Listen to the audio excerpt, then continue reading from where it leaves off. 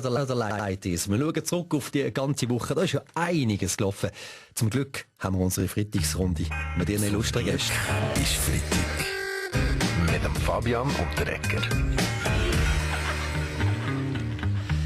Ja, ist ein bisschen kompliziert mit den E-Mails von der Hillary Clinton. Einfach gesagt, in diesen Mails, die das FBI untersucht hat, sind auch Mail an ihre Beraterin, an Juma Abedin, und deren ihren Mann, der Demokrat Anthony Weiner. Das heisst also wie so ein langes Würstchen, wisst, und verschickt gerne Fotos von seinem Wienerli. Weltwochenchef Roger Köppel, wie gefährlich sind die dicke Leaks für die Hillary Clinton und ihre Wahl? Lieber eine weisse Frau im Haus als eine Frau im weißen Haus. Um was geht's? Die Weltwoche hat in den USA eine Umfrage unter rund 1000 US-Bürger gemacht. Dabei haben 54% gesagt, dass sie selber gerne Nacktbilder von sich via SMS verschicken. Die anderen 46% sagen, sie selber hätten keine Nacktbilder via SMS verschicken. Sie hätten aber auf ihrem Handy gerne mehr Bildspeicherplatz. In der Schweiz hat es ja auch mal den Gary Müller, Stadtrat von Baden, gegeben, der damit Probleme hatte. Ist denn Sexting eine Krankheit von Politikern? Ja. Grüne Nationalrat Bastian Giro, Erotik via Handy? Ja, also ich habe gar kein Handy. Man weiss ja, dass die Strahlen unfruchtbar machen.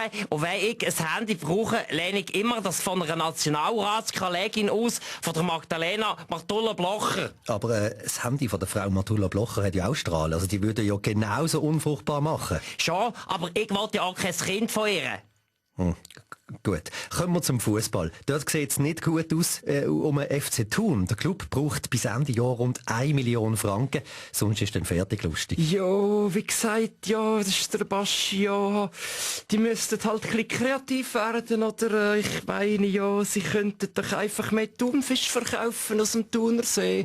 Ja, oder das ist ein interessanter Ansatz, Baschi. Aber was sagen die Profis? Fußballexperte Rainer Maria Salzgeber, wie hätte das können passieren? Meine Güte, der Fußball ist unberechenbar. Der FC Thun hat das wichtigste Einnahmequelle jedes Jahr ein Kuhfladen-Bingo ausgetragen. Dabei müssen wir auf eine Nummer setzen und wenn die Kühe auf die richtige Nummer gefunden, gewinnt man das 10-fache vom Einsatz. In diesem Jahr hat die Kühe aber ein Magen-Darm-Virus gehabt und gerade auf alle Nummern oben aber geflattert, gell? Das heisst, der FC Thun hat so 150 Franken Wetteinsatz gehabt, aber 150.000 Franken Gewinn müssen uns bezahlen. Blöd gelaufen. 1 Million Franken ist nicht wirklich viel, aber jetzt für einen ganzen Verein. Roger Federer. Ja.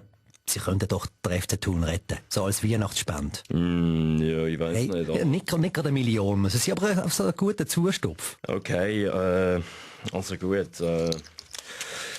Ja, Mann, der hat ja 5000er im Portemonnaie. Ja. Baschi, psst, Ja, psst, halt jetzt so, Baschi, ruhig. Das sind ja mindestens 6000 Franken. Roger Federer. Ja, wie gesagt, ich meine, da. Dankeschön. Oh, das sind, Moment mal schauen, das sind 4 Franken 95. Nicht mehr für einen sympathischen FC Thun? Ja gut, nein, ich muss im Moment ein bisschen sparen, oder? Warum sparen? Ja, ich mache mir ein schönes Weihnachtsgeschenk, oder? Ich kaufe ein Swiss in das. Zum Glück ist Freitag. Mit dem Fabian und der Ecker.